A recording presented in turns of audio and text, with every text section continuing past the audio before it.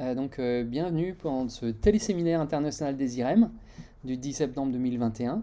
C'est un très grand plaisir et honneur d'avoir parmi nous Ahmed Djebar de l'Université des sciences et technologies de Lille, qui va nous parler de multilinguisme, ethnomathématiques, histoire des mathématiques, et se demander quel impact sur l'enseignement des mathématiques. Ahmed, c'est à toi. Merci Christian. Bonjour à tout le monde, à tous et toutes les collègues. Euh, En fait, ce n'est pas moi qui ai choisi le thème.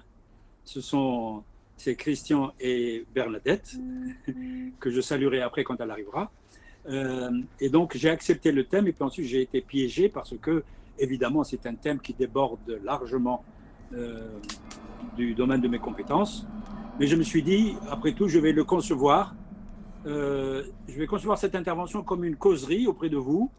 Et donc, je m'excuse pour les spécialistes du multilinguisme, je n'en suis pas un. Je m'excuse pour les spécialistes de l'ethnomathématique, je n'en suis pas un.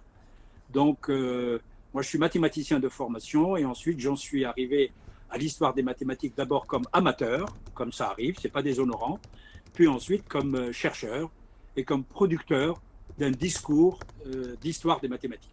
Voilà. Et donc, je vais commencer.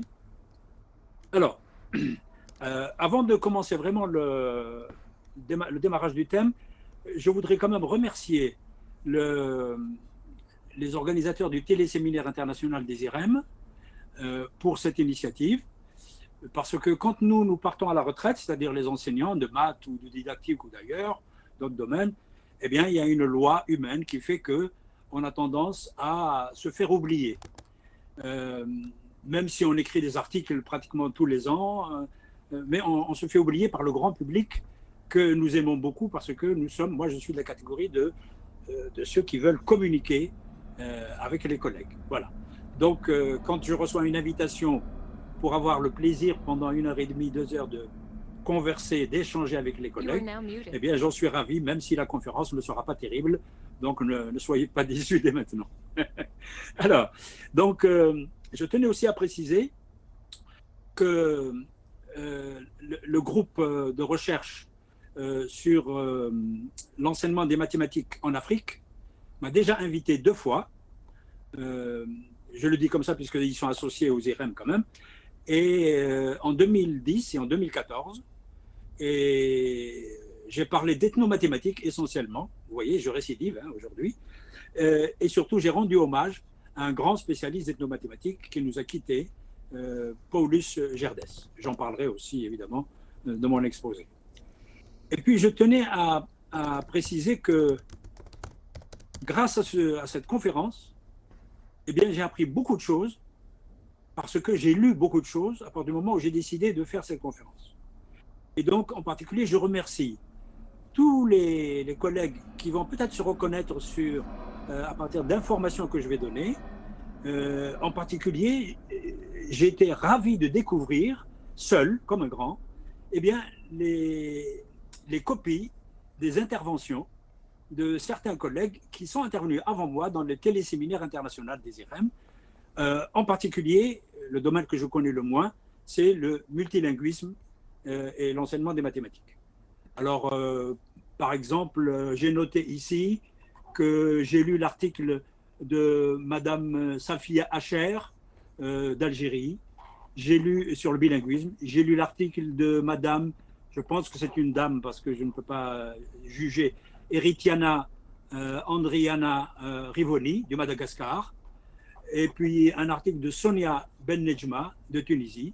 Ben, les trois sur les problèmes de multilinguisme.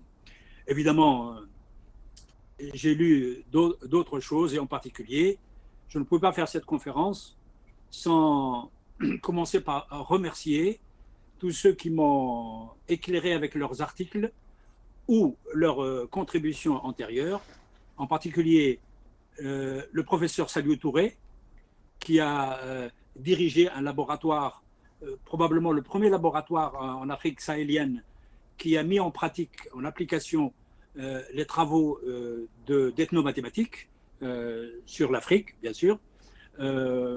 Sa collaboratrice, Madame Salimata Doumbia, et puis évidemment tous ceux qui ont écrit des articles, surtout sur le bilinguisme, en particulier le professeur Abdel Jawad de Tunisie. Il m'a dit qu'il serait là, hein, donc, et s'il n'arrive pas avant la fin de la conférence, eh bien, il doit me payer un déjeuner. Voilà. Et puis, je remercie aussi les professeurs Bebouchi et Kelladi, professeurs des universités. M. Kelladi nous a quittés du Covid il y a moins d'un an. Et le professeur Bebouchi est actuellement président de la Société algérienne de mathématiques. Et tous les deux ont écrit sur le multilinguisme en Algérie. Voilà, j'arrête les remerciements parce que sinon je ne commencerai jamais mes conférences. Et donc, je m'excuse auprès de ceux que je n'ai pas cités. Alors, je commencerai par des références bibliographiques. Évidemment, comme dit un proverbe musulman ou arabe, eh bien, le fidèle, il commence par se servir lui-même. Voilà. Et par se rendre service lui-même. Donc, je vais vous donner une liste, une courte liste d'articles que j'ai écrits qui ont un lien avec la conférence. Pourquoi je les donne? Ce n'est pas pour montrer que j'ai travaillé dans ce domaine, enfin une partie du domaine. C'est surtout parce que pour vous informer que c'est une occasion pour moi de mettre à votre disposition, lorsque vous m'écrirez, je laisserai mon adresse à la fin, gratuitement, des copies PDF de tous les articles que j'ai utilisés pour cette conférence et que j'ai signés. Voilà. Donc il y a celui-ci, je ne vais pas les lire, hein. Voici des images pour vous reposer un peu de mon bavardage. Donc le traitement des fractions dans la tradition mathématique arabe du Maghreb, les mathématiques dans le Maghreb d'aujourd'hui, leur liaison avec leur histoire, le voici.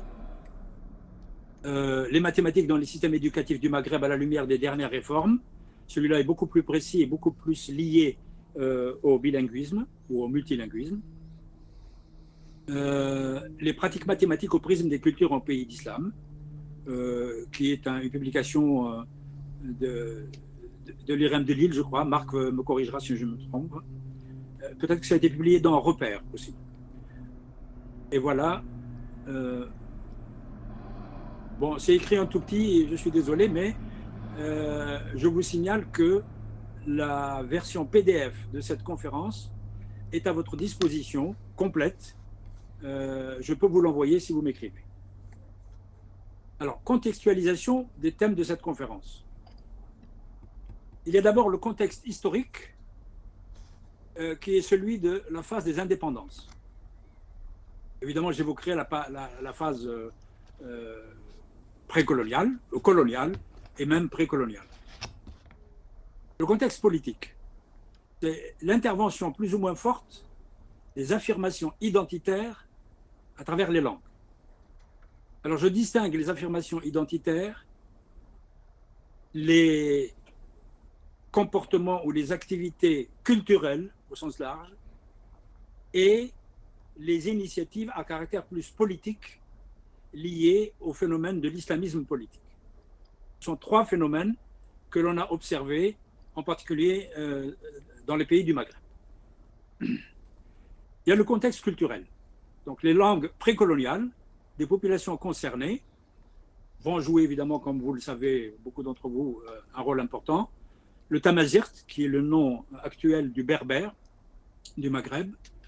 L'arabe standard, qui est le nom actuel de ce qu'on a appelé pendant la période coloniale et même pendant la phase orientaliste, l'arabe classique, par opposition à l'arabe parlé, qu'on appelait à l'époque l'arabe dialectal, ou l'arabe véhiculaire ou vernaculaire, les deux sens étant différents. Et puis il y a les langues sahéliennes, qui sont beaucoup plus nombreuses. Il y a le contexte idéologique. C'est l'émergence du mouvement islamiste depuis une vingtaine d'années, même plus, depuis une trentaine d'années, et dont on ne parle jamais dans les lectures que j'ai faites, qui sont des lectures de spécialistes, qui sont des travaux entre guillemets techniques. Mais moi, je ne suis pas toujours favorable de rester enfermé dans les travaux techniques, surtout lorsqu'il s'agit de disciplines qui ont un pied sur les sciences exactes, un pied sur les sciences humaines, un pied sur la société, même si on n'a que deux pieds. Bref, Et donc, la culture, les aspects identitaires, l'idéologie jouent un rôle très important. Alors, même si je n'ai pas le temps d'en parler longuement, je peux en parler totalement librement, surtout que j'ai eu une expérience politique. Donc tout cela, je le mets dans le cadre politique. J'ai une expérience politique dans mon pays et qui a un lien indirect, bien sûr, avec ce que je suis en train de vous raconter. Alors, je commencerai par l'Afrique subsaharienne, comme ça pour aller rapidement, puisque c'est un domaine que je ne connais pas beaucoup. Donc j'ai lu des choses, et donc c'est juste pour informer les collègues qui ne connaissent pas ce domaine, en particulier les collègues du Maghreb, et pour les inciter à aller lire les ouvrages spécialisés, comme je l'ai fait moi-même d'ailleurs en préparant cette conférence. Alors, multilinguisme et mathématiques au Mali, au Sénégal et en Côte d'Ivoire. Pourquoi j'ai choisi ces trois pays? Oh, bah, c'est très simple. Hein. Ce sont les trois pays que j'ai visités en tant qu'universitaire, en tant que chercheur, surtout en tant qu'historien des mathématiques. Et un quatrième pays de l'Afrique subsaharienne que j'ai visité, mais je n'y ai pas donné de conférence, c'est le Niger. Bien. Et donc, il me semble, même subjectivement, que j'ai des choses à raconter sur ça, sur ces espaces.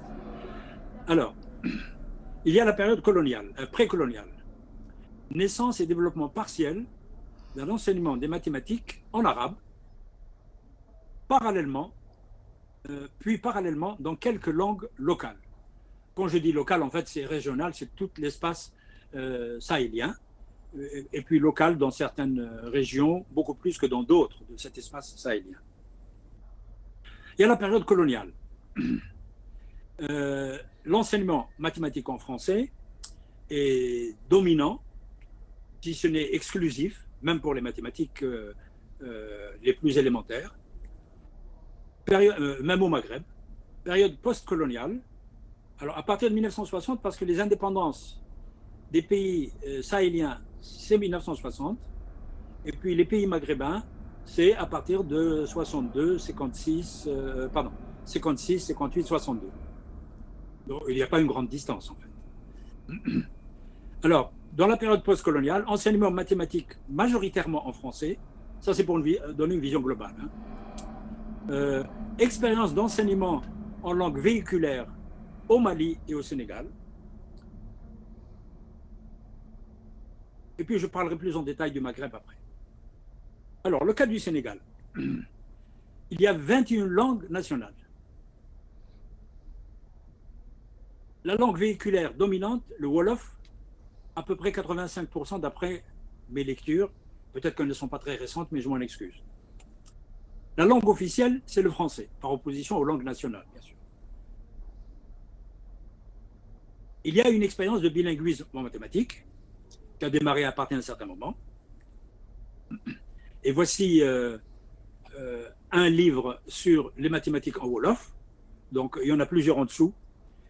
Et même, j'ai même trouvé un livre de didactique des mathématiques en Wolof.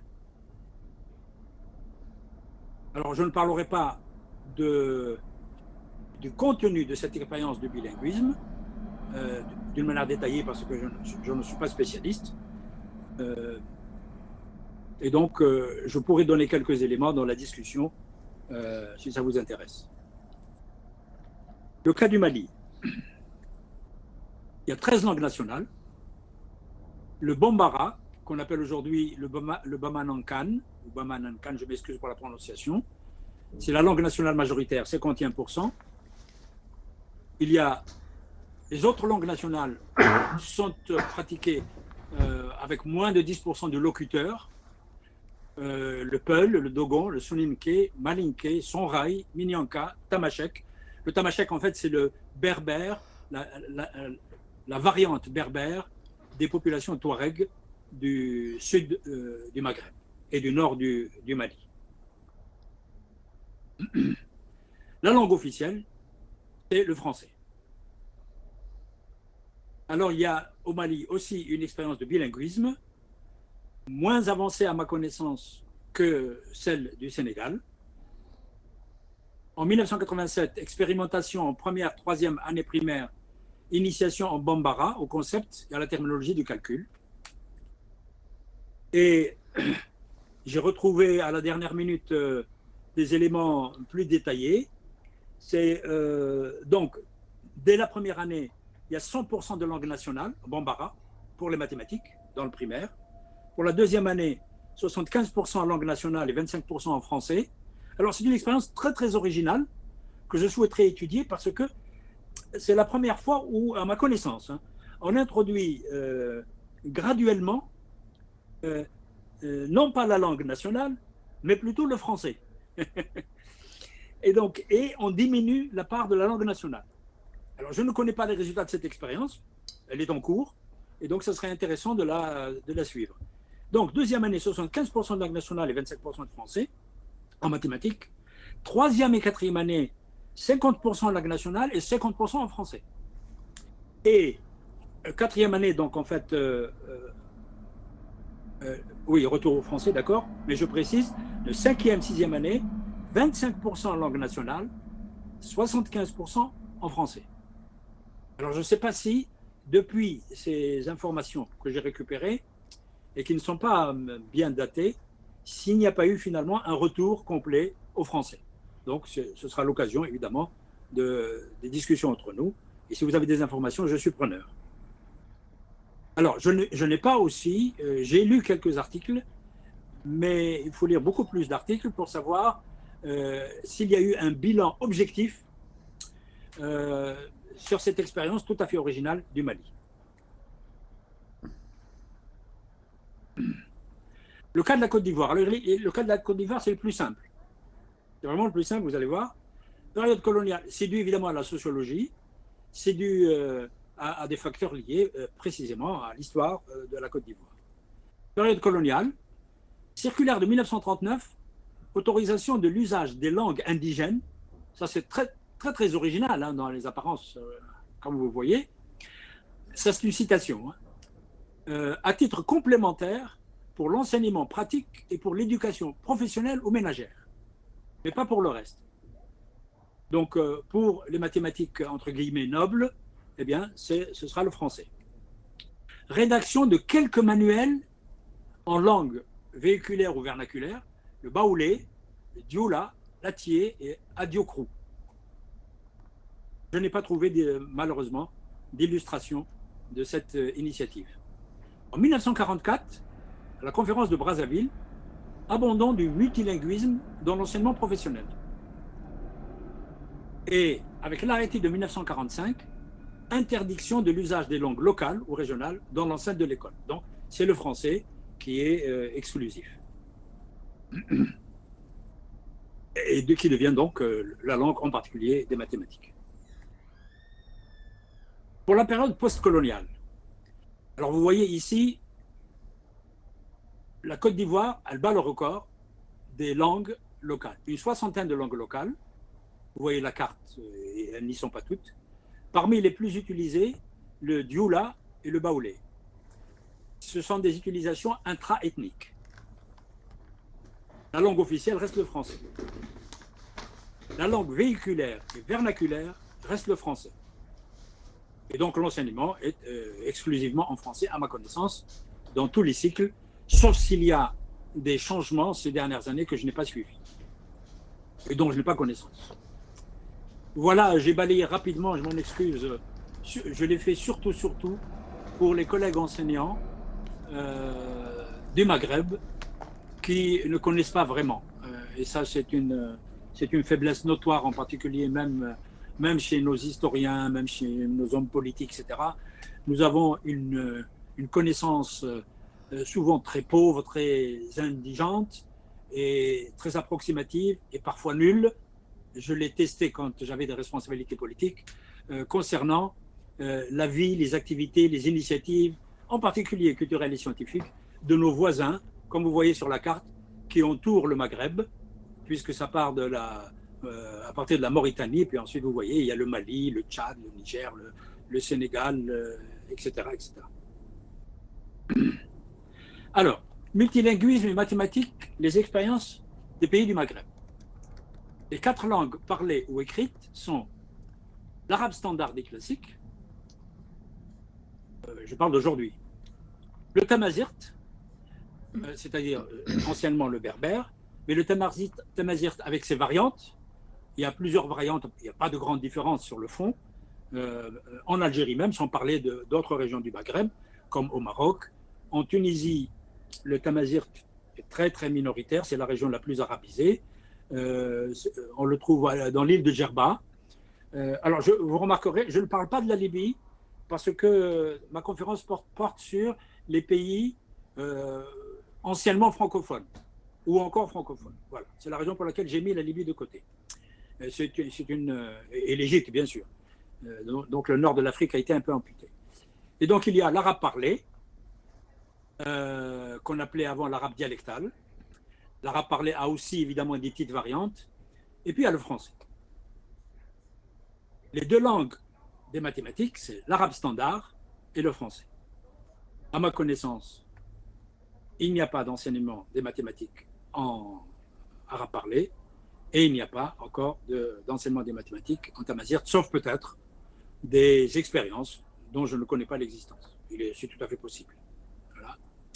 Je dis ça parce que, par exemple, en Égypte, qui est un pays arabisé depuis longtemps, et qui se dit même arabe, pour des raisons idéologiques, culturelles, mais pas tout à fait historiques, bien, eh bien, j'ai moi-même, dans une visite officielle que j'ai faite en Égypte, quand j'étais puissant, et quand les voyages étaient gratuits, et quand on avait droit aux hôtels 5 étoiles, mais je n'aborderai pas ces détails après la conférence, eh bien, j'ai assisté à un cours de chimie à l'université par un professeur qui le faisait en anglais en mélangeant l'arabe parlé de l'Égypte et non pas l'arabe classique, c'est-à-dire l'arabe parlé, sans aucun complexe.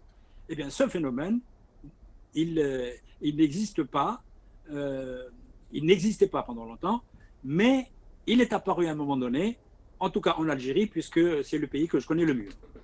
J'en parlerai tout à l'heure. Le transfert des symboles d'une tradition à une autre, quelques leçons d'histoire. Évidemment, le bilinguisme a suscité beaucoup de travaux des collègues concernant la tradition du Maghreb, surtout à cause des difficultés qui apparaissent quand il y a un bilinguisme avec un symbolisme lié à la langue du pays et un symbolisme lié au français ou le symbolisme dit universel. Alors, quelques exemples, surtout pour les collègues qui ne connaissent pas la tradition historique du rôle des mathématiques dans le Maghreb. Le lettrage des figures géométriques dans les mathématiques dites arabes qui ont commencé à se développer dès la fin du 8e siècle, le lettrage, il est emprunté, mais il existait. La numération alphabétique, elle est empruntée.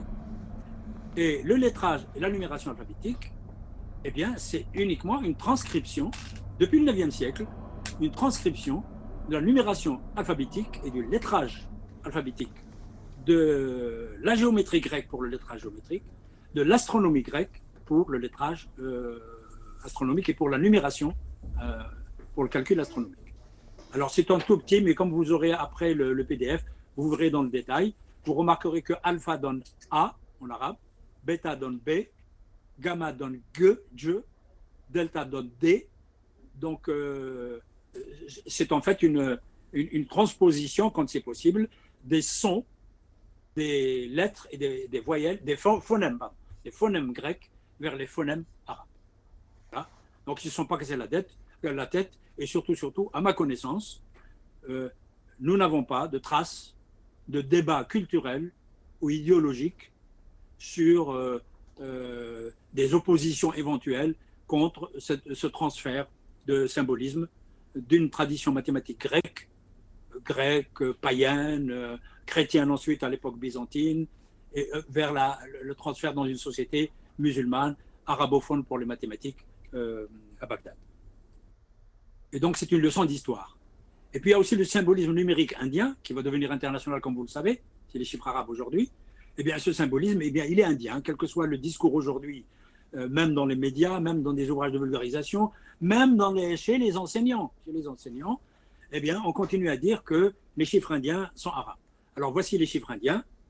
Eh bien la colonne de gauche, c'est la graphie des chiffres indiens enfin, d'une famille de chiffres indiens. La graphie orientale, à partir du 9e siècle, avec des modifications, bien sûr, en Asie centrale et puis au Proche-Orient. Et à droite, la graphie des chiffres indiens. Vous les reconnaissez plus facilement parce que les premiers sont exactement ceux d'aujourd'hui, les 3 premiers, et puis les 5 derniers sont exactement ceux d'aujourd'hui.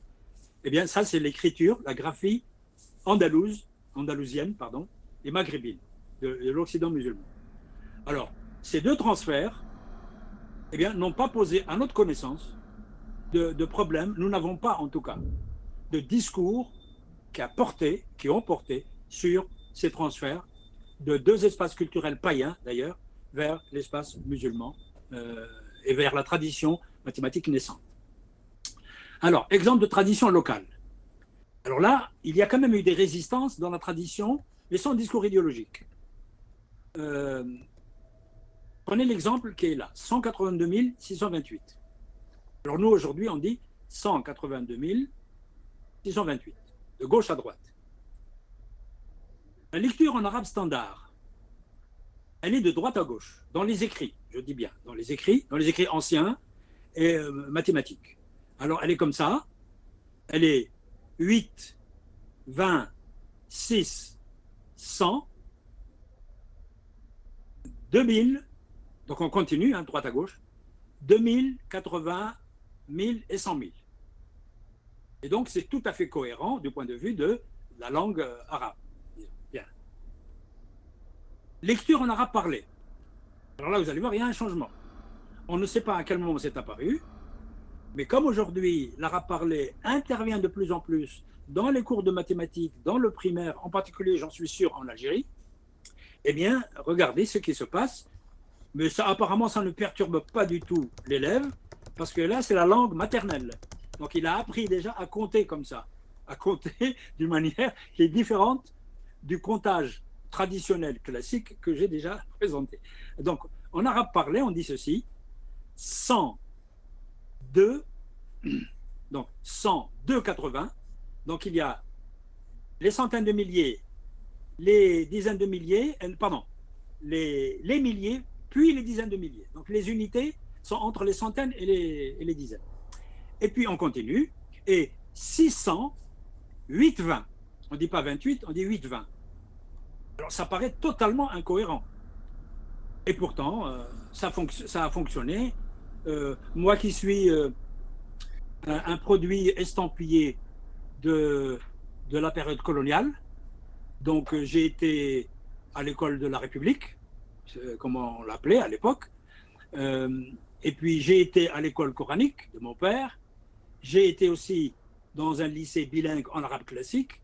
Eh bien, ça ne me gênait pas du tout de prononcer en arabe classique les chiffres selon la première prononciation, de prononcer les chiffres quand je faisais des mathématiques en français selon la prononciation de l'exemple au départ, et puis en famille, avec ma mère, mon père, mes frères, eh bien, et avec les commerçants, bien sûr, je prononçais les chiffres selon la dernière phrase. Alors moi, ça ne me perturbait pas.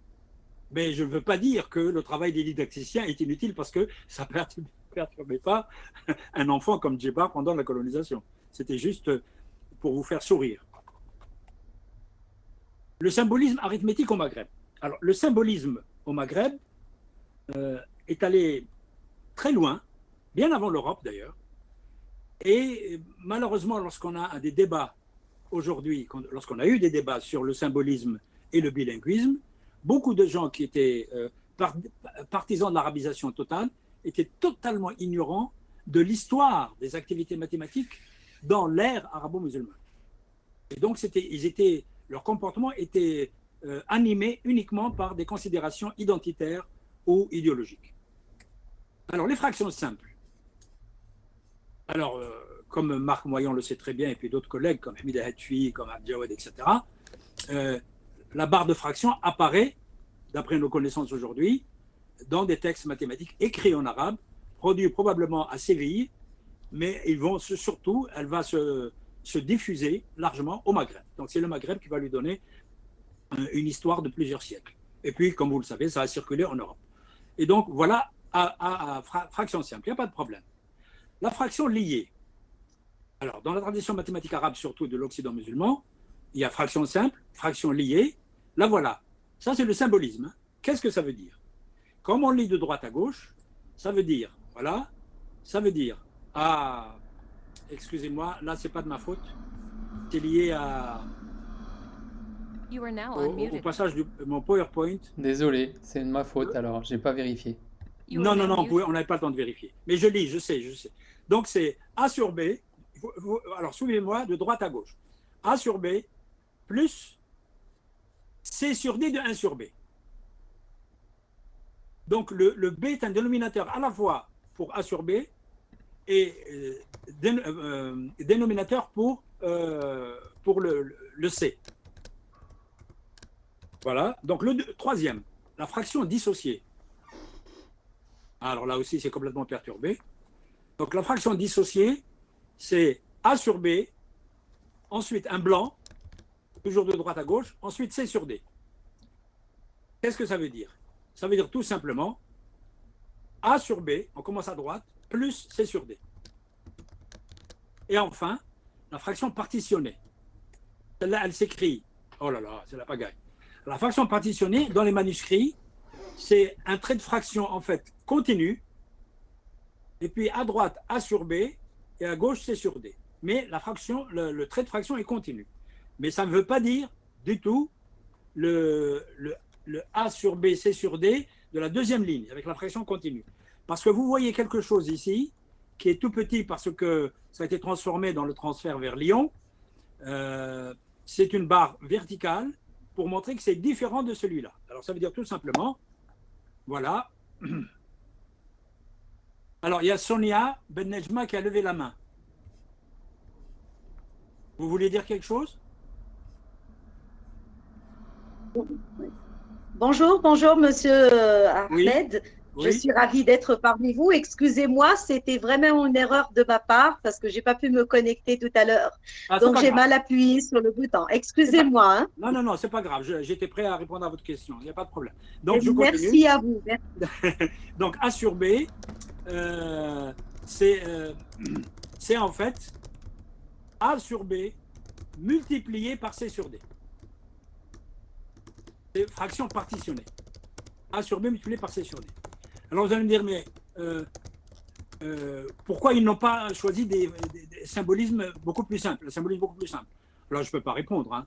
C'est lié à des initiatives, d'ailleurs probablement et sûrement pas de chercheurs de mathématiques qui ont réfléchi sur les aspects épistémologiques. Ou c'est tout, probablement ce sont des enseignants, des praticiens qui ont, par approximation successive, par tâtonnement, ont construit un symbolisme qui ensuite a été conservé, mais avec quelques modifications. Je continue pour aller vite. Voici un exemple d'un mathématicien du XIIe siècle qui est mort en 1204. Donc c'est un berbère, c'est un maghrébin d'origine berbère, il le dit lui-même, donc un mazir, qui a étudié à Séville et qui a enseigné probablement à Marrakech, et donc qui a probablement fait ses études primaires, si j'ose dire, au Maghreb, mais on ne le sait pas. Alors, il donne cet exemple-là, vous voyez? Alors, comment le lire? Alors, lui-même fait une remarque absolument lumineuse pour un historien des sciences et pour un didacticien. Il dit, pardon, moi je le lis aujourd'hui, nous le lisons aujourd'hui, 1 demi de 468 plus 3 septièmes plus 1 demi de 1 septième. Voilà comment nous lisons aujourd'hui. Comment il le symbolise? Comme il écrit de droite à gauche, eh bien il dit c'est 3 septièmes de 1 demi de 1 septième, plus, parce que le plus n'est pas indiqué pendant un certain temps, puis ensuite on va mettre le et, le wow, plus, ensuite il va vers la gauche, donc il ne respecte pas l'ordre de droite à gauche, et il dit 1 demi de 468. Donc voici un mathématicien, arabophone complet, mathématicien chevronné de l'époque, qui décide, probablement tout seul, que ça doit se lire comme ça, mais sans respecter les règles, disons, à caractère culturel, c'est-à-dire liées à la lecture de l'arabe, lecture traditionnelle. Mais il ajoute une remarque très intéressante. Il dit, mais à mon époque, il y a une seconde lecture. Cette seconde lecture, c'est que on commence par, on écrit le 3/7 de 1/2, ensuite plus 468 de 1/2 ou 1/2 de 468. Et il ne se prononce pas sur le meilleur symbolisme. C'est un très bel exemple d'ouverture d'esprit à cette époque-là, mais en fait, sans porter de jugement sur cette époque et sur la nôtre, c'est tout simplement parce que à Séville, et même au Maghreb, à Ceuta, à Fès, à Marrakech, dans une société où dominait culturellement, idéologiquement, politiquement la langue arabe, du moins dans le domaine culturel, et souvent dans le domaine politique, sauf pendant la période almohade, eh bien, il n'y avait pas de débat idéologique sur ces questions mathématiques. Les mathématiques étaient l'apanage des mathématiciens, c'était la chasse gardée des mathématiciens, et ils développent les mathématiques. Il n'y a pas eu, à ma connaissance, d'intrusion du politique ou de l'idéologique dans la production mathématique en tant que telle. Il y a eu des discours idéologiques sur la nécessité ou non d'emprunter le savoir grec païen ou le savoir indien païen ou le savoir local égyptien ou byzantin païen. Ça, c'est des discours idéologiques globaux. Bon, on n'en a pas besoin. L'islam nous a donné une langue. La langue arabe, elle est suffisante. Donc, on va faire tout, même les sciences exactes en arabe. Il y a eu ce discours idéologique, mais il a été balayé par le développement impétueux des activités des sciences exactes du 9e siècle au 12e siècle. Voilà. Donc, ce sont vraiment deux époques différentes. Le symbolisme algébrique au Maghreb. Voici à droite une équation, telle qu'elle est écrite à l'époque d'Ibn Yasamin, c'est-à-dire 12e siècle. Et voici sa signification de gauche à droite, 32 moins 48 sur 1/2 de x égale 14x moins 48. Bon. Ne me dites pas que ce qui est écrit à gauche est moins compliqué que ce qui est à droite. Si vous le dites, c'est tout simplement, moi je considère que c'est parce que vous êtes ignorant en arabe, c'est tout. Mais si vous étiez un élève d'Ibn Yasamin au 12e siècle, à Marrakech ou à Béjaïa ou à Tunis, eh bien, on vous aurait appris à écrire ce symbolisme de droite et il va devenir évidemment un mécanique dans votre esprit et il va même s'intégrer dans votre culture de jeunes mathématiciens. Voici un autre exemple. Ça, c'est l'écriture d'un polynôme. Eh bien, voici le polynôme. Vous voyez, à droite, ça vous paraît du charabia parce que vous n'avez pas encore décodé, mais les historiens des mathématiques, en particulier spécialisés du Maghreb, dont une partie est ici aujourd'hui dans ce séminaire, et c'est 64 plus 80x. Vous lisez de gauche à droite, c'est tout à fait clair, cohérent, il n'y a pas d'ambiguïté. Voilà. Je ne rentre pas dans les détails. Et voici une équation très compliquée, puisque c'est une équation du 4e degré. De droite à gauche, c'est du 4e degré, 3e degré, 2e degré, et à moins 1/8 égale 1225. Eh bien, en fait, voilà son équation. Donc, tout ça pour dire que le mal ne vient pas du symbolisme en lui-même. Le mal, si j'ose dire, ne vient pas du transfert de l'invention d'un symbolisme qui est libéré du caractère idéologique ou culturel, ou relativement. Il n'est pas dans le transfert dans l'effet du bilinguisme ou du transfert d'un symbolisme d'une certaine langue au symbolisme dans une autre langue. Et d'une certaine manière, donc, si je veux choquer certains collègues, eh bien, nos ancêtres, les mathématiciens de Bagdad jusqu'à Marrakech, du 9e siècle au 16e siècle, étaient, dans leurs débats sur les mathématiques, étaient beaucoup plus modernes, en supposant qu'ils aient eu des débats, beaucoup plus modernes que les débats d'aujourd'hui. Alors, l'élève maghrébin et les obstacles à sa bonne formation. Le problème de la langue, je parle d'aujourd'hui maintenant. À l'entrée à l'école, l'élève maghrébin ne parle et ne comprend que l'arabe parlé en zone arabophone ou le tamazirt en zone berbérophone.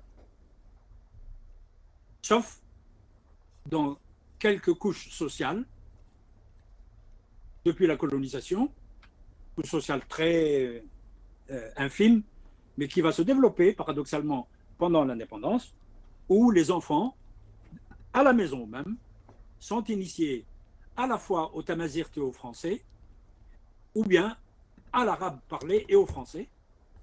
Et pour les gens, certains milieux favorisés, si j'ose dire, plus favorisés que les autres, parce que moi je suis un handicapé, je ne parle pas le tamazirt, eh bien il y a des familles qui ont des enfants qui parlent le tamazirt à la maison, qui parlent le français parce que ces familles sont bilingues, et qui parlent l'arabe parlé parce qu'ils sont dans la rue. S'ils ne sont pas dans des zones enclavées complètement, dans les montagnes, ils sont dans les villes, ils sont dans... Bon, l'arabe parlé, c'est un arabe évidemment véhiculaire. Voilà. Et puis, par contre, ils ne parlent pas l'arabe classique, ni entre eux, ni dans la famille, dans la rue, ni dans les matchs de football. L'arabe classique, il est emprisonné entre les murs de l'école. L'instituteur et parfois le professeur s'expriment souvent en arabe parlé et il écrit en arabe standard classique. Pourquoi? Mais parce qu'il s'est heurté à une difficulté qui est que, en tout cas au début, première année, deuxième année, troisième année, etc., je parle de la première période qui est l'école fondamentale, où l'enfant arabophone ne maîtrisant que l'arabe parlé ou berbérophone ne maîtrisant que le tamazight, eh bien, il ne comprenait pas le discours du professeur, tout simplement. Alors, il y a eu quelques études sur ce problème, mais je n'ai pas le temps de les aborder. Et puis, évidemment, il y a des phénomènes qui touchent à la qualité de l'enseignement. Donc, ils ne sont pas liés à la langue en tant que telle. Si les enfants, évidemment, ont dépassé ces obstacles, il y a d'autres obstacles très importants. Mais comme on n'évoque pas tous les obstacles en même temps, donc il y a très vite un discours idéologique qui s'insinue dans les débats pseudo-scientifiques, en particulier au Maghreb, et surtout en Algérie pendant la période où j'avais eu des responsabilités politiques. Alors il y a la surcharge des classes. En particulier en Algérie, il y a la pratique de la double vacation pour augmenter le nombre d'enfants scolarisés, parce qu'il n'y avait pas assez d'enseignants. Et donc, il y avait des classes qui allaient jusqu'à 40, 50 élèves, mais une classe le matin, un groupe le matin et un groupe l'après-midi dans une même classe, physiquement parlant. Donc, une même classe recevait de 80 à 100 élèves dans la journée. Alors, vous imaginez un peu les conditions dans lesquelles l'enseignant transmet son savoir, indépendamment des blocages que j'ai signalés. Il y a l'inégale répartition du corps enseignant.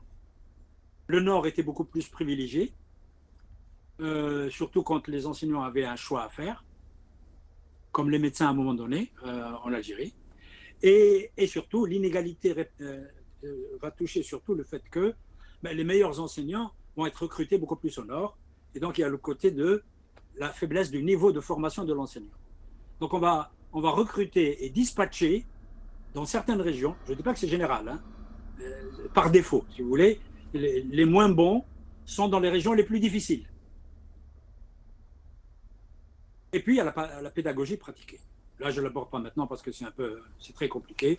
C'est la formation des maîtres, c'est le rôle de la didactique, c'est le rôle de la pédagogie, et c'est le rôle des institutions nationales qui avaient été chargées pendant des décennies de former le maître, et surtout le rôle des inspecteurs qui étaient chargés de rédiger les manuels, parce que le manuel n'était rédigé que par les fonctionnaires du ministère de l'Éducation nationale pendant longtemps.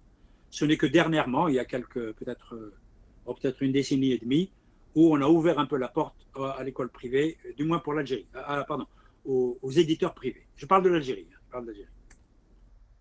Alors, l'expérience marocaine, 1956-1970. 56, c'est l'indépendance du Maroc. Reconduction des programmes français.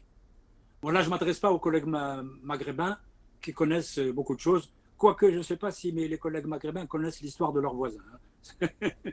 Moi-même, je m'en suis rendu compte en préparant cette conférence, que j'avais beaucoup de trous dans la connaissance de l'histoire des pays du Maghreb et a fortiori des pays du Sahel. 1970-80, introduction des mathématiques modernes.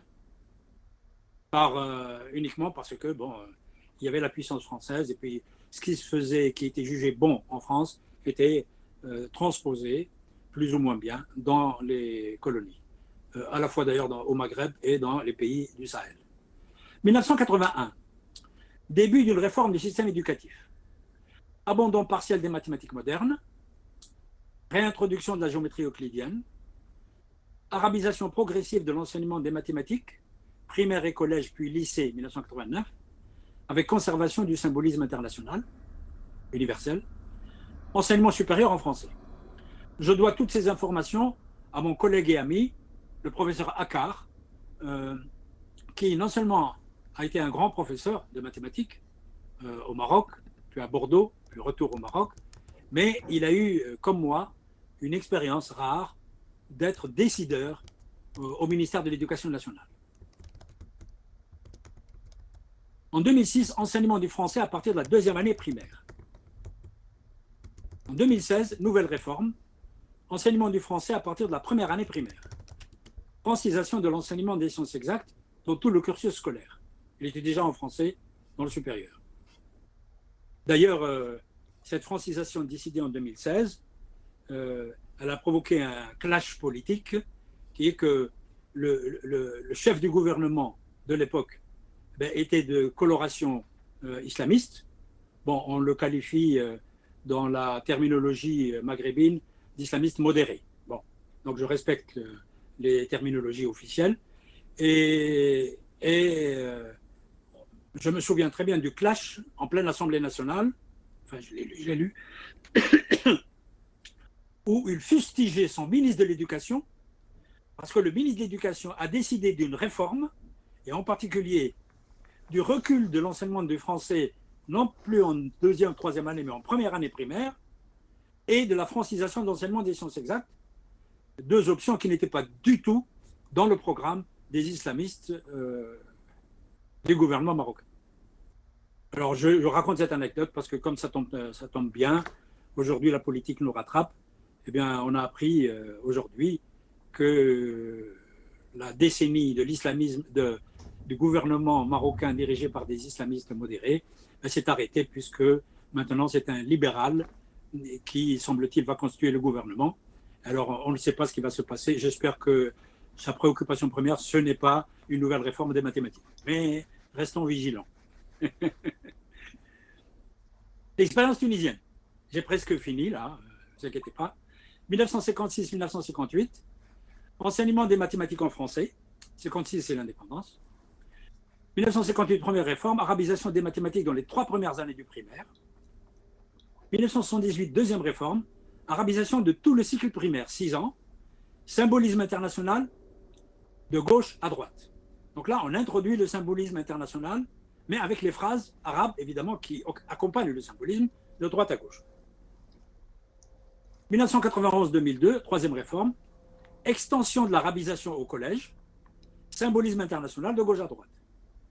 Au lycée et à l'université, texte et symbolisme en français de gauche à droite. Alors, s'il y a des subtilités dans ces réformes, il y a Ahmed Hadfi qui peut éventuellement, surtout qu'il a eu des responsabilités à l'École normale supérieure de Tunis, qui peut évidemment intervenir. L'expérience mauritanienne, parce que la Mauritanie appartient au Maghreb. 1960-72, statu quo, programme français de la période coloniale. De 1903, début de la colonisation, à 1960. 1973, première réforme, arabisation de l'enseignement des mathématiques, introduction des mathématiques modernes, comme en Tunisie d'ailleurs, mais je ne l'ai pas signalé. 1980, introduction de 2 filières de formation dans un même cursus. Alors là, c'est original. Filière francophone, filière arabophone. En fait, ce n'est pas si original que ça parce que l'Algérie, dans les années 62 jusqu'à 76, elle a expérimenté non pas des vraies filières, mais des classes qui étaient arabophones dans le primaire, hein, et des classes francophones. Et tout simplement, selon une logique qui n'est pas du tout culturelle, qui n'est pas du tout pédagogique, c'est une logique, disons, sociologique, parce que les familles des enfants des couches moyennes, petite bourgeoisie, moyenne bourgeoisie, et puis l'élite, eh bien, ont fait le forcing pour convaincre les décideurs de l'époque de garder bien, la francophonie dans une partie du système éducatif algérien, voilà, du primaire. Bien. L'expérience mauritanienne, je continue. En 1999, retour à une seule filière avec 2 langues d'enseignement, en français, sciences exactes, en arabe, sciences humaines. L'expérience algérienne. Enseignement primaire et secondaire, 62-76, statu quo, programme français d'avant l'indépendance. Mais avec l'introduction progressive donc, des deux classes. Promulgation 76, promulgation de la réforme dite de l'école fondamentale, arabisation par palier des mathématiques du primaire à la terminale. Ça a mis beaucoup de temps. À tel point qu'il faut attendre 1993 pour qu'il y ait les premiers bacheliers complètement arabisés. Le baccalauréat était totalement arabisé. Enseignement supérieur en Algérie, arabisation des filières de droit, sciences économiques, sciences humaines, sciences économiques, statu quo pour les sciences exactes en français, sauf pour les écoles normales supérieures, arabisées, surtout la plus importante d'entre elles, c'est l'école normale supérieure d'Alger, de Kouba, Alger, parce qu'il y en a plusieurs, qui formait les futurs professeurs de mathématiques du collège et du lycée, ou plutôt du lycée, je ne me trompe pas. Alors, l'expérience algérienne, suite, 1992-94, projet de réforme non appliqué, mesures pour élever le niveau des enseignants, réforme des instituts de formation des enseignants, début de réforme, réintroduction des langues étrangères et de l'histoire, qui avait disparu, aux épreuves du baccalauréat de la filière scientifique. Alors pourquoi là j'ai plus de détails? C'est tout simplement parce que votre serviteur était le ministre de l'Éducation nationale, de l'enseignement supérieur et de la recherche en Algérie. Et donc j'ai gardé des documents, mais je ne voulais pas vous saouler par la période où j'ai dirigé le système éducatif, c'est-à-dire 2 ans plus la période où j'étais à la présidence de la République comme conseiller à l'éducation et à la culture. Et donc, je voulais juste vous montrer un document qui est un scoop pour vous, même pour Marc et pour Hetfi, qui me connaissent bien pourtant. 2003, retour à un enseignement pré-secondaire de 10 ans au lieu de 9. Retour progressif au symbolisme mathématique universel dans le primaire et le secondaire.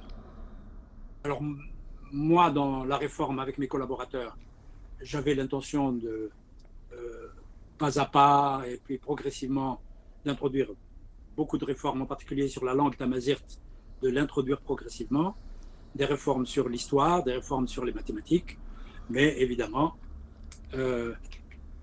j'ai été remercié avant de commencer à appliquer la réforme, mais j'ai un scoop ici que vous avez ici. Pour ceux qui auront le PDF, vous le lirez tranquillement. Donc c'est un document officiel, mais comme je l'ai gardé dans mes bagages, donc je me permets 26 ans après de vous le montrer. C'est la première page du projet de réforme que j'ai initié, que j'ai piloté avec mes collaborateurs, que j'ai soumis au chef du gouvernement, M. Abdeslam, qui est décédé aujourd'hui, qui a été approuvé par Abdeslam. Et là, vous avez ici ma signature en arabe, vous avez ici le logo du ministère, bilingue, comme vous voyez, et vous avez ici la décision écrite du chef de gouvernement me donnant le feu vert pour la rentrée suivante d'appliquer la réforme.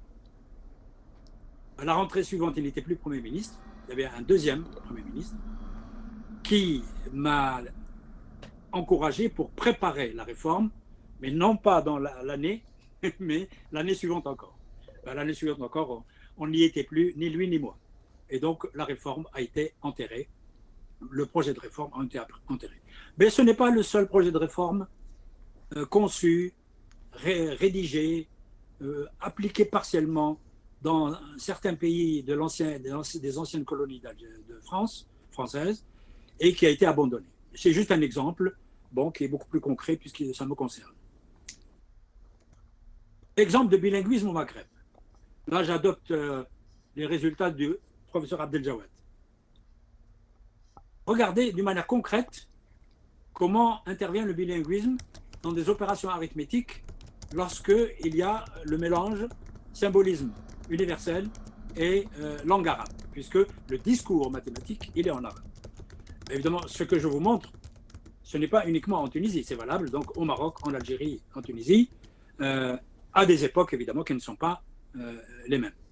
Alors vous voyez ici la soustraction en 6e année, parce que là il y a la rupture de 6e année à 7e année pour la Tunisie.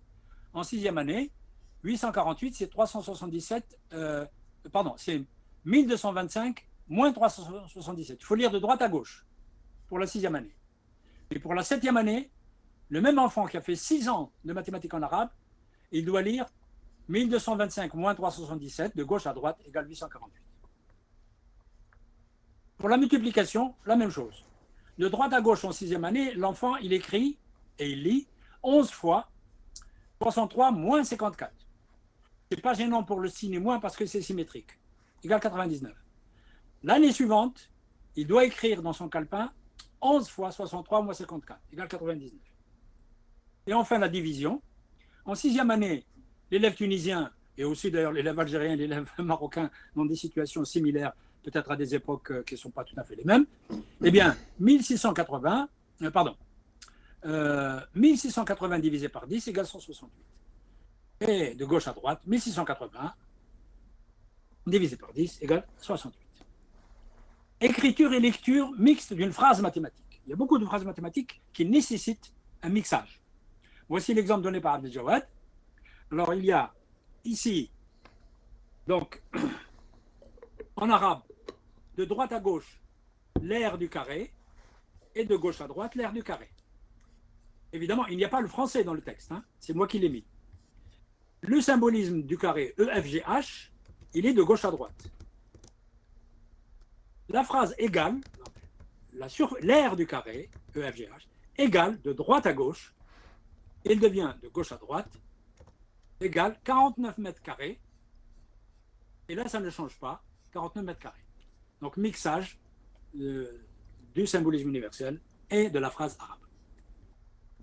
Je ne suis pas didacticien pour comprendre tous les articles, il y a eu beaucoup d'articles qui ont été écrits sur les effets de ce mixage. Alors le dernier point, c'est ethnomathématiques et histoire des mathématiques, des outils multifonctions. Et je vous promets que c'est le dernier point. C'est essentiellement d'ailleurs, je l'ai mis pour rendre hommage aux pionniers de l'ethnomathématique, au pluriel. D'Ambrosio, Paulus Gerdes, et puis Salio Touré comme quelqu'un qui a décidé, grâce à un laboratoire qu'il a créé, a décidé d'appliquer les résultats des recherches qui ont été effectuées à la fois en Afrique, au Mozambique, par Paulus Gerdes, de son vivant d'ailleurs, et puis évidemment au Brésil, et puis un peu partout ailleurs. Et voici une des dernières photos que j'ai prises moi-même à Yamoussoukro en 2014 de Paulus Gerdes, qui a assisté au Congrès international des mathématiques de l'Union mathématique africaine. Alors, l'ethnomathématique pour Gerdes, c'est l'étude des pratiques et des idées mathématiques dans ses rapports avec l'ensemble de la vie culturelle et sociale.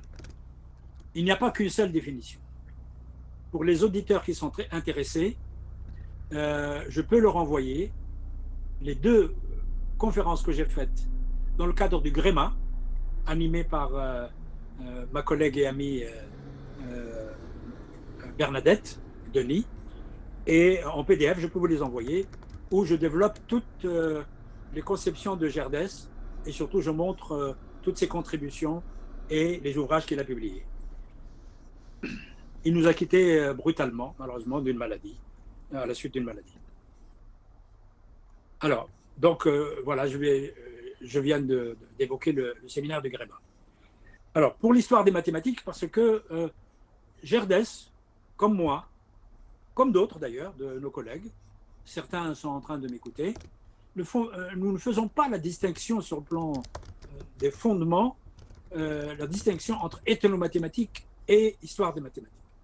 C'est une histoire des mathématiques, avec des phases différentes, avec des contextes différents, avec des problématiques plus ou moins différentes. Alors, l'histoire des mathématiques, je vous donne quelques éléments qui font que ça peut intéresser mes collègues didacticiens, mais ça intéresse évidemment tous les enseignants des mathématiques.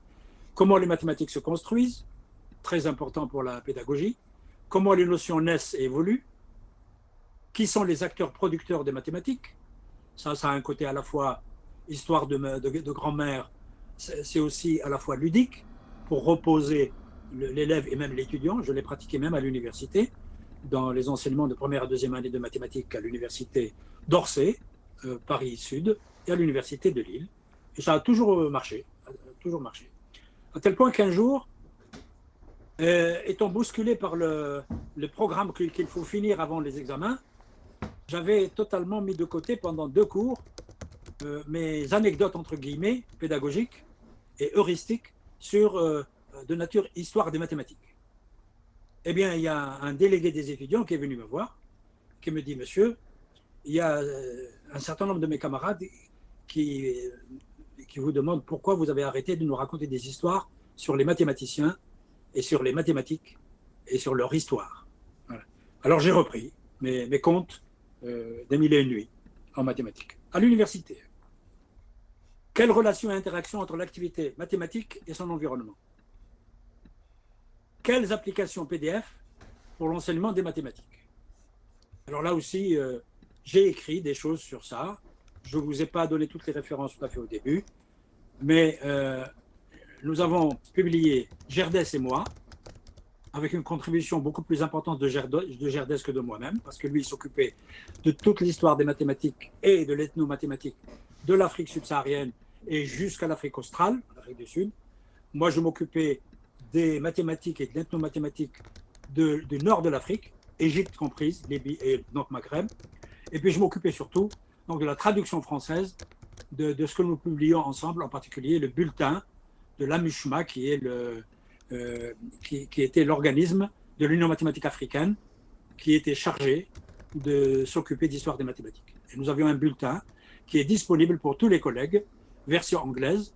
Et la version française, je vous informe, là c'est la version anglaise, qui est sur un site d'une université américaine, mais qui a été publiée dans les éditions Lulu, L-U-L-U, et il y a tous les numéros, pratiquement. Et je vous informe, un petit scoop pour ceux qui sont intéressés, j'ai réalisé la version française comme prépublication à Lille, quand j'étais professeur, et elle est disponible pour vous, et je peux vous l'envoyer en version PDF dès que vous m'écrivez. Donc elle est en français, il n'y a pas de problème, et elle est fidèle à la version anglaise. Alors, allons vite. Les différents axes de l'ethnomathématique d'après Gerdès. Voici un livre que je vous conseille qui est très très important, c'est L'ethnomathématique en Afrique de Paulo Gerdès, en français en plus. Anthropologie culturelle des mathématiques et de l'enseignement mathématique. Étude des pratiques et des idées mathématiques dans leur rapport avec la vie culturelle et sociale. Recherche d'éléments culturels pouvant servir comme point de départ d'activités mathématiques dans l'enseignement. Ça, l'histoire des mathématiques a aussi un rôle, bien sûr. Reconstitution d'une mémoire mathématique effacée ou mutilée. Ça rentre dans le domaine qui est très important à nos yeux, à la fois ethnomathématicien et historien des mathématiques. C'est la mise en culture des mathématiques pour les élèves en mathématiques, en particulier pour la majorité d'entre eux, surtout ceux qui ont des difficultés pour assimiler les aspects techniques des mathématiques. Alors, un exemple de mise en pratique de l'ethnomathématique, les travaux de l'IRMA, l'Institut de recherche mathématique d'Abidjan. Alors, le professeur Touré a créé bon, je l'ai appelé laboratoire, mais en fait, c'est réellement un laboratoire. Aujourd'hui, on dirait laboratoire. Lui, modestement, il l'a appelé atelier mathématiques dans l'environnement socio-culturel africain. Alors, ils se sont occupés, il avait toute une équipe, avec un élément très dynamique, c'est Madame Salimata Doumbia. Ils sont préoccupés d'inventaire des jeux africains, mise en évidence des concepts mathématiques posés dans les jeux, modélisation mathématique des jeux traditionnels, application pédagogique pour l'enseignement des mathématiques, inventaire et étude systématique des concepts mathématiques utilisés dans l'artisanat traditionnel africain, nombreuses publications, confèrent les mathématiques dans l'histoire et les cultures africaines. Donc vous allez voir le site, et vous allez voir aussi surtout le livre de l'AMUSHMA en français, où nous avons recensé tous les écrits de l'équipe de Saliou Touré. Et voici un article, puisque c'est Salimata Doumbia qui a écrit le plus, semble-t-il, un article qu'elle a écrit, l'expérience en Côte d'Ivoire de l'étude de jeux traditionnels africains et de leur mathématisation. Quelques utilisations de l'histoire des mathématiques. Mise en culture des mathématiques enseignées. Ça me permet juste de faire une petite publicité d'un petit livre que j'ai écrit avec mon collègue Bernard Met, professeur d'histoire des mathématiques, d'histoire de la physique à Lille, et financé par le service culturel français du Caire. Donc vous voyez, quand nous arrivons à sensibiliser les services culturels dans les espaces francophones, un peu partout, et même anglophones, eh bien, ils arrivent à trouver de l'argent et ils sont plus efficaces que les financements que nous cherchons dans l'Hexagone ou bien dans les espaces francophones. Je vous le dis, à bon entendeur, salut. Approche ludique dans l'enseignement des mathématiques. Voici, évidemment, ça a commencé dans la civilisation grecque, dans la civilisation indienne. Dans la civilisation musulmane, il y a des dizaines et des dizaines d'écrits où on résout des problèmes mathématiques, mais présentés comme des jeux. Et évidemment, ça a circulé en Europe, avec un apport européen en tant que tel, mais aussi avec récupération d'une partie des traditions non européennes. Et on le voit très clairement d'ailleurs dans l'un des livres les plus célèbres, c'est Les problèmes plaisants et détectables de Claude Gaspard Bachet de Mézériac. Alors comme il était très noble, donc il avait du temps à perdre et donc il a mis beaucoup de temps pour collecter ces problèmes. Alors je ne sais pas s'il y a eu une étude comparative entre les problèmes qu'il a publiés, en plusieurs versions d'ailleurs, des améliorations des éditions, et le phénomène de circulation des problèmes mathématiques ou des mathématiques à travers les problèmes de l'espace, des espaces non européens à l'espace européen, latin, puis francophone. Et puis évidemment dans les autres langues. Rôle de l'histoire des mathématiques dans l'élaboration de démarches heuristiques, témoignages anciens sur la résolution de problèmes pédagogiques, matière première pour des travaux didactiques. Alors là, c'est mon dada, j'en parlais à Christian avant le début de cette conférence. Je lui disais que je suis à la retraite depuis 10 ans, mais je continue toujours à rêver. Et Marc Moyon est arrivé en avance, il nous a donné une réponse très, comment dirais-je, positive. Et Christian m'a montré un livre, c'est qu'il y a des initiatives qui vont se développer, qui ont commencé, qui vont se développer, pour essayer de créer des passerelles entre surtout les matériaux d'histoire mathématique, en particulier dans la civilisation de l'islam. Il y en a des centaines et des centaines, et une partie importante est déjà traduite même en français ou en anglais. Et puis évidemment, les préoccupations des collègues didacticiens qui pourront puiser des matériaux avec évidemment leurs outils didactiques pour pouvoir les exploiter comme ils le souhaitent. Bien, matière première pour les travaux didactiques, etc., etc. En guise de conclusion, un exemple de recherche à développer. L'histoire des activités mathématiques dans le Sahel précolonial. Parce qu'il y a de la matière. Et je vous promets, je terminerai sur ça. Après tout, compte tenu de mon expérience, là, j'ai vraiment battu un record parce que je n'ai fait que 1h05. Et là, je vais bientôt m'arrêter. Alors, voici l'espace qui est intéressé par ma remarque finale. Cet espace, c'est évidemment les 3 pays que j'ai évoqués, Mali, Sénégal, Côte d'Ivoire, mais il est beaucoup plus large, puisqu'il y a la Mauritanie, le Niger, le Nigeria, le Ghana, le Tchad, le Cameroun, et puis d'autres pays, même anglophones, hein, comme le Nigeria. Voici quelques exemples d'articles qui peuvent convaincre les collègues de l'Afrique subsaharienne qu'il faut reprendre le flambeau. C'est un article de Paul Ugerdès sur les mathématiques dans l'histoire de l'Afrique subsaharienne. Il ne dit pas l'ethnomathématique, les mathématiques. Et donc cet article, il est accessible. Il a été publié, je pense, par Historia Mathematica. Sinon, je vous l'envoie. Il y a le livre que nous avons réalisé, Marc Moyon et moi-même, sur les sciences arabes en Afrique, en fait essentiellement les mathématiques et les domaines d'application des mathématiques, mais pour attirer le chaland et le lecteur, bon, on a mis un titre général, ça aussi c'est une contrainte des éditeurs, et on a mis quand même un sous-titre beaucoup plus précis. Alors je vous donne l'édition française, qui est chère, mais il y a une autre édition qui est beaucoup moins chère, je vous la montrerai tout à l'heure. Et puis il y a un article de Marc Moyon, Scientific Practices in Sub-Saharan Africa. je pense qu'il a une version française, ou alors il pourra faire l'effort de rédiger, enfin de traduire la version anglaise en version française pour la mettre à la disposition des jeunes chercheurs de l'Afrique subsaharienne. Peut-être que je parle pour rien, c'est déjà fait.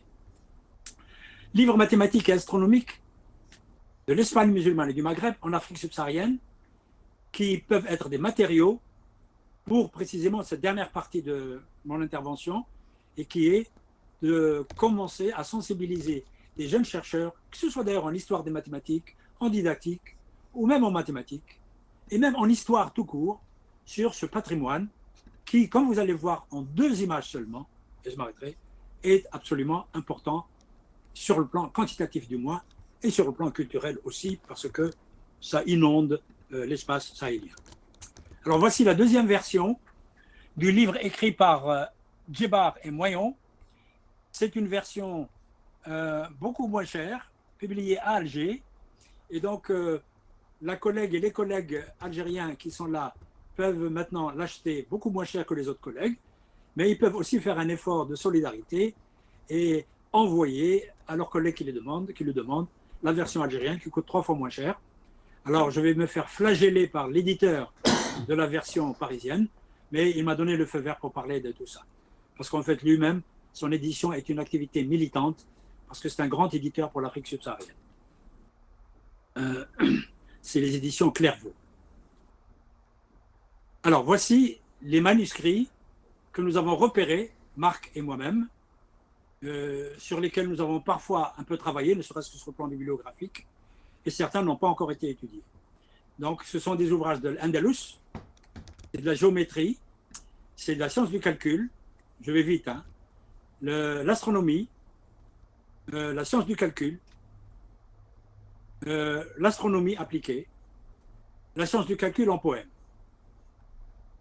Pourquoi? Parce que la science du calcul a été, et les ouvrages d'astronomie ont été les plus développés dans l'Afrique subsaharienne, compte tenu du fait que les mathématiques produites en pays d'islam sont arrivées tardivement dans les pays subsahariens, parce que d'abord, ces pays ne font pas partie de la zone musulmane qui a été intégrée à l'espace musulman par des conquêtes militaires et par la violence.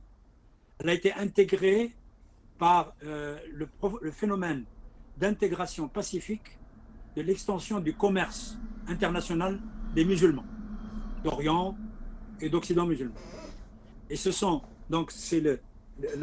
une diffusion pacifique vers ces espaces. Et comme ce commerce va se développer encore beaucoup plus à partir du XIIIe, XIVe siècle, donc il y a un décalage entre les préoccupations et les activités mathématiques de l'Afrique subsaharienne en arabe, et puis évidemment les activités au nord, et puis à l'est. Estimation et répartition géographique et linguistique des manuscrits du Sahel. Parce que là, je vous ai donné des ouvrages qui étaient écrits en arabe, qui sont écrits en arabe, qui ont circulé en Afrique subsaharienne et qui ont été étudiés en arabe, c'est-à-dire dans les zones où la langue arabe était une langue religieuse, une langue culturelle et une langue scientifique. Estimation. Quelques centaines de milliers de manuscrits existent aujourd'hui, malheureusement pas seulement de mathématiques, mais quelques centaines de milliers de manuscrits dans tous les domaines de production, disons, de la littérature écrite en arabe du Xe siècle, disons, grosso modo, du Xe siècle jusqu'au XVIe, XVIIe siècle. De nombreux catalogues sont disponibles et publiés aujourd'hui, soit en français, soit en anglais, grâce à des initiatives de mécènes soit américains, soit arabes d'ailleurs, soit africains. Répartition géographique. Mali, Mauritanie, Niger, Côte d'Ivoire, Nigeria, Burkina Faso, Sénégal, Ghana, etc. Répartition linguistique. 2/3 de ces manuscrits sont écrits en arabe. 1/3 écrit en 35 langues du Sahel. Bambara, qui est maintenant une langue dominante, comme vous le savez. Hausa, Malinké, Soninké, Songhai, Peul, Manding, Wolof, qui est aussi une langue dominante, comme je l'ai dit au début. Et voici une page illustrant un texte, pas mathématique, mais un texte traduit de l'arabe en mandingue, ou bien écrit en mandingue directement. Je ne peux pas vous le dire. Voici un deuxième texte, soit traduit de l'arabe au wolof, soit dans le prolongement des versions arabes qui sont arrivées dans ces régions. C'est un texte en wolof. Et je vous remercie de votre attention en m'excusant d'avoir pris une dizaine de minutes en plus pour vous raconter tout ce que j'avais péniblement préparé parce que je ne suis pas spécialiste des 2/3 de ce que je vous ai raconté. Et merci de votre attention. You are now unmuted. Eh bien, merci beaucoup Ahmed, c'était vraiment très intéressant et je vais arrêter là l'enregistrement et on va passer aux